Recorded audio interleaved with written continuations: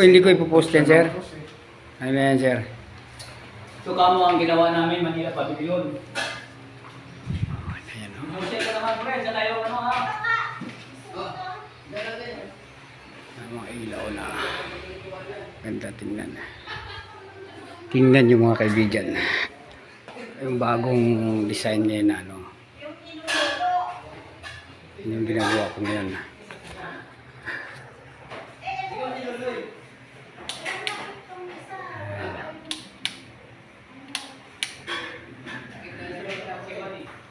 Konti na lang, matatapos na.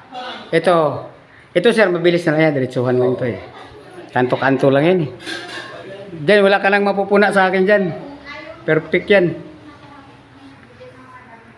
Dito sir, wala kang mapupuna sa akin dyan. Sanay ako sa ganitong design sir eh. Yung design mo lang naman ako nahirapan.